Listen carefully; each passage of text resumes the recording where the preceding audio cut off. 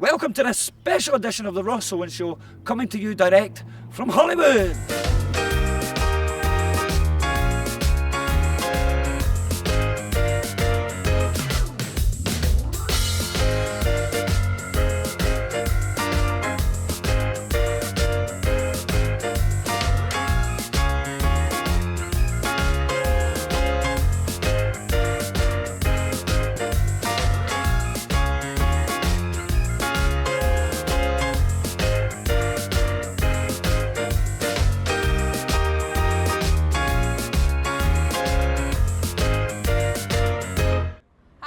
Watching the Ross Owen Show from Hollywood. If I was to tell you I'd come all the way to Hollywood to chat to someone from Knightswood, you probably wouldn't be all that impressed. But if I told you this guy used to play for Partick Thistle, he worked on Radio Clyde as a DJ, and he's now interviewing the stars out here in Hollywood, you would know exactly why I'm sitting here with Ross King. Ross, how you doing, my man? Nice to see you. How are you? Look at this. Did you get was a wee email this morning? I've been taking tips. I've been watching you, and I'm blue. Following in your footsteps. But you say blue, but Partick Thistle. Partick Thistle. Oh yeah. Always very much. Brought up in Glasgow. It was a great way to go, and it genuinely, Thistle was my team, always has been, and I think it was, that thing growing up in Glasgow, it was a bit like, I think it's quite good. Just take that nice wee team in the middle that's always going to be the underdog, or as Billy Connolly always said, Partick Thistle nil, their full title. Exactly. We get that in Airdrie as well, though.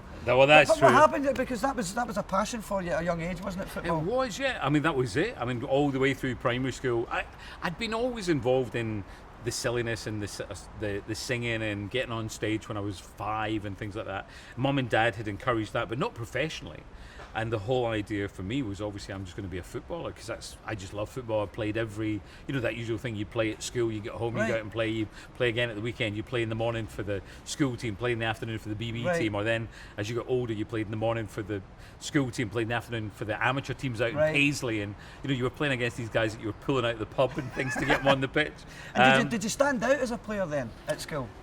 I stood down as a player. No, I mean I was really lucky. I was the captain of the school team and did all that, and then it did seem these Uber drivers in Los Angeles. Look at that Lamborghini Uber driver. Was that I did think I was going to be a footballer. Went to Thistle as a kid. Bertie Auld was the manager. Took one look at me and said, "Aye, son, you'll wear out more mirrors than football boots." Jackie Husband was there, and that looked like the route that I was going to go. And then jumping ahead years later, it's only a couple of years ago, Thistle did this great thing where, as a fan, you could become a player. You actually signed professional forms. You signed away your image rights. You got a squad number. I got 43, my age, and plus VAT, and I got all that. And so you actually registered as a player. So I did officially sign for Partick Thistle, so but never kicked a ball. They could have technically brought you on if they had to. I tell you, the funniest thing is, Ross, when I signed it, and Barry Venison, former Liverpool, Newcastle fullback, and I said to Barry, I've got to sign these forms. And he's like, "Oh, right, man." He says, he said, "You know that, like, this is for real?" And I went, "Well, what? I mean, it's not really for real." He went, "No." He said, "I'll tell you." He said, "If there's a flu epidemic in Glasgow," he said, "you'll be on." And he was like, because he said the SFA, if they don't have enough players, you're registered as a player. So you will have to play. So thankfully, that flu epidemic never. Thankfully for Thistle, thankfully for any football fans, it didn't. Imagine getting that call. That would be hilarious, wouldn't it? That's what. And Barry said, "Oh man, you'll have to be on that plane." Do you remember when Harry Redknapp brought a fan on to play in an actual game as well? Because he'd been giving him a bit of lip. Yeah, and he actually got a game. That was just so awesome. But he played quite well, the guy. I think, and I don't know if he scored or anything. There was but he did well. Yeah. There was no chance of that happening for me. Where did this transition to radio? Because I do remember you on Radio Clyde, and that's when I first discovered you. So that transition into radio, was it just because you had an interest in the entertainment world? Was that the circles you mixed in? No, I loved the world of showbiz, and my mate Keith and I were going to do. He was a really good footballer, and I remember there was a trial at Manchester City the weekend, and on the Tuesday I think it was, Keith phoned me and said my grand's got tickets to go and see Alan Stewart's show at Scottish Television. And I was like, oh, great. And I'd heard of Alan, who actually then has become one of my best mates. And he's still performing. Still performing at his age as well. Now that's a good age. Veteran performer, and better than ever. And so what happened was I thought, I'll go and see this show. And as I went to see, and I was only 14, 15, and thought, oh my goodness me, this is what I want to do. I want to be in TV. I saw the stage light up in the white, and it was just beautiful. And so I said to Keith, this is what I want to do. I don't want to play football anymore. I mean, still play football, but not try and be a footballer. And that was it. And then I went back to school. Well, I was still at school, and said, look, you know, I'm not sure about being a footballer now. I was going to be a footballer and a PE teacher. Go to Jordan Hill College. That was my big thing. And then I said, I want to be in show business. So Roddy Hood, who was my math teacher, said, I hear that hospital radio is a great way to get into it. Mrs. Lawson, who was a fellow maths teacher, her son, Alan Lawson, was in hospital radio. And I went up there as a 14, 15-year-old. And they took me on really early. And I got a wee show right away, Ross King's Disco Delights. Radio Clyde, I'd heard they wanted a Saturday boy when I was 16. And I applied to Paul Cooney, who then went on to become the managing director of Radio Clyde. And he gave me a job as a Saturday boy. So that was it. I joined as a Saturday boy. 16 years old? 16 years old, straight from school. And I was still at school and working part-time. That's a pretty big gig, a Saturday gig on the radio, isn't it? Oh, it was great. For for a Saturday boy. Yeah. So it was great. And then I started working with Richard Park, and I was his kind of roadie, did everything, did all the gigs, drove to the gigs, hubbed the record boxes and all the You had rest to of do it. all that. And Tim Stevens would have been there at the Tim time. was there, the Tiger was there, just a legend. In fact, who I saw last June. Oh, I really? saw the How's he Tiger. doing? He's not as great as he looks. Amazing. You know, people will know that he's been suffering for quite a few years from MS. Yeah. He looks just brilliant. He looks like the Tiger, and it was a really lovely moment. I was very fortunate. I got an MBE for broadcasting and charity and the arts. That's fantastic. And I had a wee party in Glasgow, and the Tiger came, which just made my did night. he? And it was great. And we brought him up, and you know, we explained to everyone, because I had friends from America there and from London. I explained that, you know, this is a true legend, the man who inspired all of us. Because you know, you come from Glasgow, nobody sounded like us on the radio. It was like, this guy is just something else. And he came up, and he doesn't speak that much now, but he grabbed the microphone when I said the legend, and he went, you mean the leg end? And I was like, that was just typical Still got his Tiger. sense of humour. So that was it. Into local radio. Was so lucky I came through at a time when everyone else was getting a bit older, and I was younger, and it was kind of wham time and all the rest of it. Sure. And they put me on air when I was 17, and that was it. And How long did you was it. spend with Radio Clyde? Oh my goodness me, a long time, quite a long time, till I think about 23, 24, Hang something on, like you that. had a great show. You were part of a double act at one time with But Gary Marshall. With Gary Marshall, who And again that I was saw. great. I saw Gary back last June, the Sunshine Boys. That was I heard of Gary for ages. That Yeah. was such a great show. I remember. God, I think I won't say what age I was, but I think I had. It would have been the 80s. You for sure. were an embryo. An embryo, yes. You could say that. You were a tadpole. fetus. Yes. Well, but I do remember that show because Gary stayed after you had gone. He did his That's own right, thing. that's right. And where did you go from there then? So then I went in. Well, just before that, I'd also been doing TV for the BBC, Of course. and I worked there doing a show called CTV1, which was the kids' show Ah, over yes. the summer holidays. Yes. That was my first break there, and again, I can't remember. I was 18, 19, something. But did you move to London at that time? No, then eventually after that, then I got a show called Young Krypton, which was the kids' version of the Krypton That's Factor. right, yeah. And on my very first show, I always remember I walked down and went, "Hello and welcome to Young Krypton." You didn't? I did. I was so nervous and so weird, and they had the autocue. And you know that thing where you suddenly, it all becomes a blur. It was like, Right, what's right. that saying there? Of all the things to get wrong. Anyway, so did that, and that was my first show. And then I moved to London, then went to Capital Radio in London as well. And then was lucky that over the years worked for BBC, was at BBC Radio 5, Radio 5 Live, before it was kids TV and sports, and I did all that.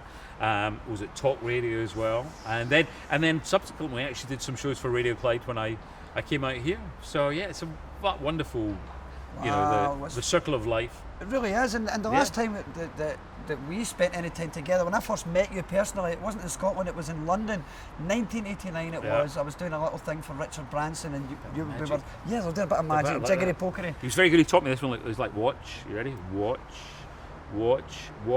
Ta-da! Watch. Wasn't that good? That's what he taught Still me. remember that all these years later. But Yeah. now that was in 1989. Incredible. 1989. what I want to know is, after all these years you've been working in the business, Yeah. you've been interviewing tons of people, do you still get, not nervous, but do you still get intimidated by a certain guest? No, it's funny, I never get intimidated. What I do find though, and it's funny, where you're sitting now, about half an hour ago, Julia Roberts was sitting exactly where you were sitting. It's still nice and warm. Really? Bahuki, Julia's Bahuki was there. And Julia doesn't suffer fools gladly. And Right. you know when she can, when I say turn, I don't mean turn nasty, but you can tell when she can lose interest or just goes, well, that's not right, or that's wrong, or whatever. And I've seen her do it with people, and she's absolutely right to do it. And so it was interesting. So when I know that I'm interviewing Julia, like today, you know that you have to be on your game. You need to be sharp, and you know that, you know, if you go off and, you know, and we've had a couple of things where it's been funny, but I know what she's doing, and she's just testing you a little bit, which I think as an interviewer is great. Because, you know, a lot of interviews, you know, you see them and it's just very sort of soft soap, and everyone goes, oh, you know, you were wonderful, you were brilliant, blah, blah, blah, blah. But she likes it, and I like it too. So I never get, I'm really lucky, I never get nervous. I'm trying to think when I got nervous about 2-3 years ago. I did some stand-up at the Laugh Factory, and that was the most nervous I've been for a long time. Cause You did stand-up comedy? I did stand-up, yeah, I did 15 what minutes. What brought that on? Because I know I want to talk to you Yeah. as well about acting, but we'll Oh, come yeah. back to that, because you're doing acting over here. Yeah. But I didn't know you were doing comedy. So yeah, we were at the Laugh Factory. We were doing a little bit of filming. They were having a big charity night. And Did you walk past and say, look, I don't want to do TV presenting anymore. This I'm is just what I gonna want come to do. and this. And Jake, who runs the Laugh Factory, it's his place. He'd seen me on American TV here on KTLA when I worked there, and he used to always go, I think you're funny man, you should be on stage, do comedy here. And I was like, oh no. And then I was in this time, and in front of all the crew, he said, Ross, I challenge you. I put you on here a Friday night, and you know, you do 15 minutes, blah, blah, blah, blah. And I thought, do you know what? How often I had walked in that day to the Laugh Factory, and outside you've got people sitting on the pavement waiting to go in to do an open mic spot, or to get a chance to do an open mic spot. Right. And I thought, these people are out there sitting in the baking sun, you know, writing gags, remembering their stuff, and going in to do this. And I thought, this guy's saying, I'm going to put you on the Friday night, peak night. Dane Cook was headlining that night, and I would do the 2 shows. There was an early show and a late show. And I thought, well, what's the worst that can happen? You know, I die in my backside. I've done that before, so I'll just go for it. So I did it, and I had a blast. I really had such a great time. A couple of mates, Alan Stewart was out at the time, Chris Moyles, you know, Radio 1 Breakfast Sure. Show, he was out as well. They came along to support me and heckle me, which was even funnier. So again, you know, those chances in life to do those things, it's like we're talking about the football, and then, you know, all these years on from wanting to be a professional footballer, I got to play for Scotland at Wembley. You know, and you know, up front, Joe Jordan and Archie Gemmill and John Robertson, John Brownlee, Danny McGrain picked me. You know, it was just phenomenal. So all the opportunities you get from doing what we do, you're just so lucky. So the comedy, is that something you're going to do again, or? I don't know. I really enjoyed it. I mean, I love hosting. I do loads of events out here, and I love going on, and I love doing an opening, and I love doing 10-15 minutes of gags. But you know, where we come from, stand-up we always think of is, you know, Billy Connolly, you know, Right. hello, and doing, you know, 2 hours, you know, not brilliant for 2 hours, you know. So my comfort zone is like 15-20 minutes. I mean, I can do it. I go on some of the cruise ships sometimes, and I do, you know, an hour and things like that. I had no idea you'd But I done don't this. particularly do stand-up as we think Yeah, of yeah, it. yeah. Because sometimes people out here do 3 minutes of stand-up, and they have that, and they take it round. We and they saw do, that. We went to a comedy yeah. club one night, and some were on longer than others. I think they try the audience out, and if they're That's not right. working, they just get That's off, it, don't the they? hook. Yeah, in Scotland, Glasgow, Yeah. it's the hook. Over here, Yeah. they just take off. Yeah. But, Oh, here they shoot you. yeah, that's right. Aye, aye. Hi everybody, Michael Buffer here, and you are watching The Ross Owen Show. Cheers. Now, I want to talk to you about your acting, because Uh-huh. did you do a James Bond movie? No. Right now, okay. No, but I'd love to have done a James Bond movie. But you have done some acting over here. Tell us about some of the movies you worked on. I did The Day After Tomorrow. That's the one I thought was a Bond movie. I did. And it sounds like a Bond movie, doesn't Yeah, it? that's the one I thought was a Bond. I did a movie with Steven Seagal, Half Past Dead, which Jerry Butler always likes to remind me that's my acting career is Half Past Dead. So that was an interesting thing. We shot that in Berlin. I was playing an FBI agent. I've done about 3 or 4 other smaller ones. I had Maleficent, the Angelina Jolie movie, which was huge. I had one line in that, and it was off camera, and I say, "You have your king."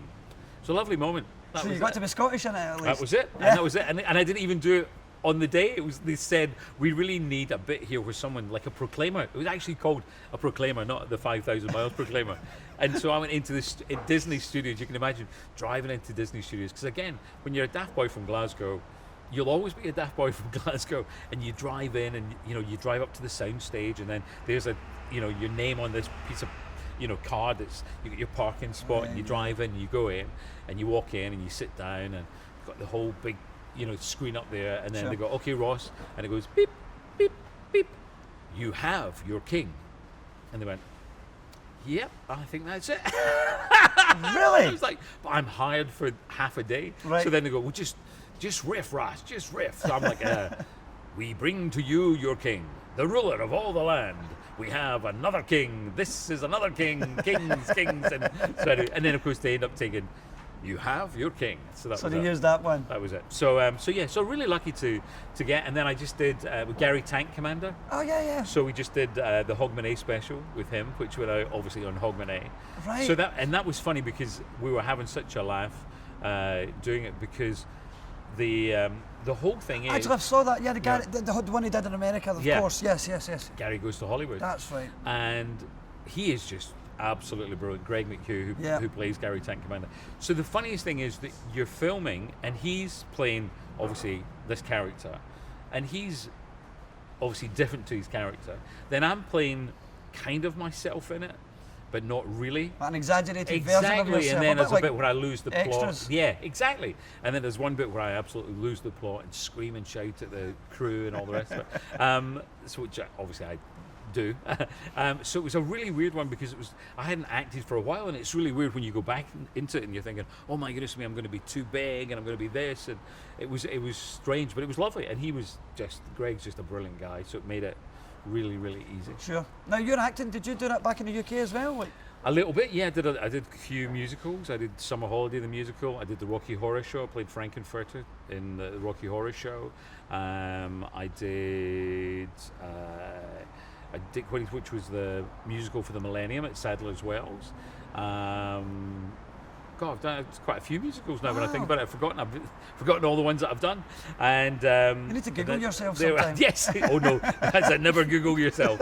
Eric Idle from Monty Python always said, never, ever search for yourself on the internet. It's the worst thing you can do.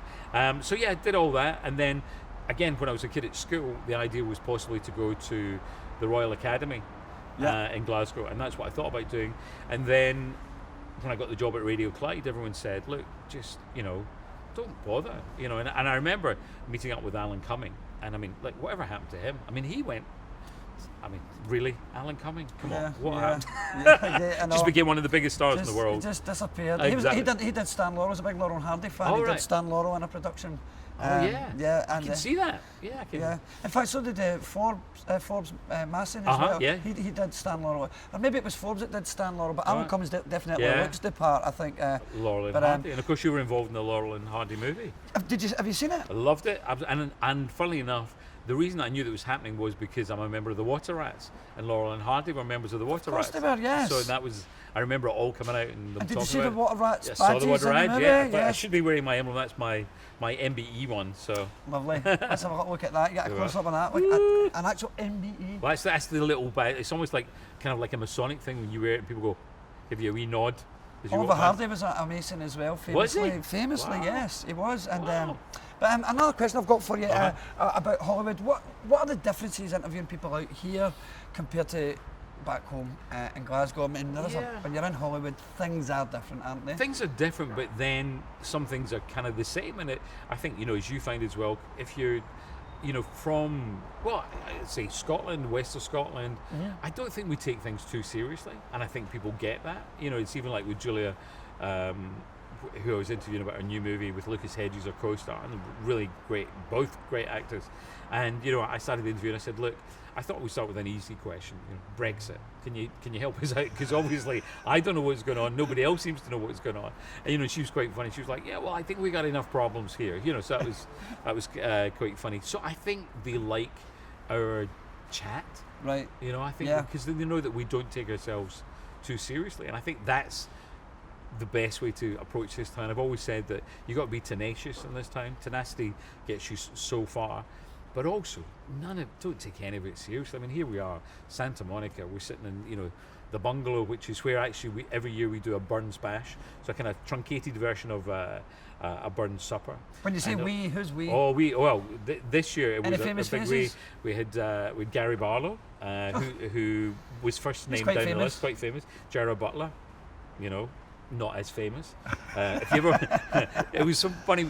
Jerry was actually sitting back there, and so when I came on to host the evening, and I do a silly kind of opening that I always do, and he tried to heckle me.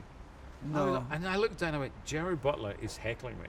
I said, if you ever want to see a scary movie, go and see any movie where Jerry's trying to do an accent. And that was it. That was it. That was the end of the heckling. Who else do we have? We had Sam Heughan. Sam from Outlander. From Outlander. He did the address to the Haggis, which was amazing. Leslie Nichol, Mrs. Patmore from Downton Abbey, was not doing the cooking, but she did the address to the laddies. So we had just the most incredible night of all different faces. But we had the pipes, we had the haggis. Is this an annual thing you do every year? Yeah, it's the third one. And Sir Tom Hunter, who the Hunter yes, Foundation, yes. Kilt Walk. Who's behind this, Ross? Who organises this event? Me. Really? But myself, Chantal from BAFTA, and Daniel B, one of the most well-known publicists out here, and we put it all together. And it's very small in this lovely room here. It's just about 80 people, and it sells out before we even announce that it's on sale. Yeah. And it's just the most brilliant little night, and people love it. And we make it all. It looks a bit like Harry Potter.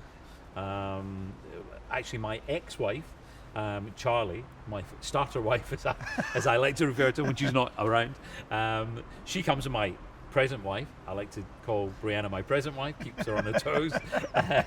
So they are both here, and Charlie, through her event company, organises it, and it looks like something like Harry Potter. It's something that I always think Rabbie himself would have wanted to come to. It would have been a laugh. Some Burns suppers tend to go a little bit long. So well, I'm glad you're keeping the spirit of Scotland over here in Hollywood. Oh, yeah. Can you give me any tips on presenting while we're together today? I don't think you need any Apart from tips the at blue all. suit? The blue, always wear a blue suit, brings out the colour of your eyes. No, I think, again, as I said, I think that we're lucky that people relate to the fact that you don't take it too seriously. Yeah. You want to have a laugh. You bring your own energy. It was funny when we were doing the interview with Julia that the microphone, the battery went dead in the middle of it, and she was laughing. She said, "What are you just going to now go?" And I think they love the fact that, again, it's not serious. We're not cutting the blue wire or the red wire or anything like that. And we always say it, nobody died. Yeah. That's the big thing. It's only television. It's only radio. And that's a thing that I learned when I was really young. And Mum and Dad were such a big influence in that. And my sister, the whole thing was, just have a laugh, And again, this is opening night. It's not a dress rehearsal. Enjoy it. Go for it. And also, I think, a big thing. Again, it's like the Rabbie Burns thing of, or the Shakespeare thing of to thine own self be true. Rabbie, to see yourselves as others sees. Just be yourself. And again, that's all you can be. And my mum always said, just do your best. And I think that's the best advice I was ever given in my whole life. And it was later on in life when I realised what she meant. Because, when you're kids, parents would all say, do your best, son. And you go, of course, because why wouldn't you? And then you realise all the things that you can do to make you do your best, whether you train properly, whether you're in shape, whether you've done your research, whatever. Right. So that's it.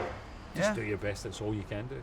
Well, I'm certainly having a lot of fun, and it's been a lot of fun over here chatting to you. My pleasure. I want to thank you So for lovely giving to us your see time you. today. My pleasure, anytime, and it's great to see you guys here. Thanks for coming all this way, Yeah, and next time you're in the UK, we'll get a game of football together. So go from Hollywood to Knightswood. We'll go in reverse. Oh, you've done this before, haven't you? Hollywood to Knightswood. Ross King, thanks again, mate. Thank you so much, Ross. Nice to see you. Lovely to see you too. Keep watching The Ross Owens Show. Is that right? Is that his name? It is. Okay. Keep watching.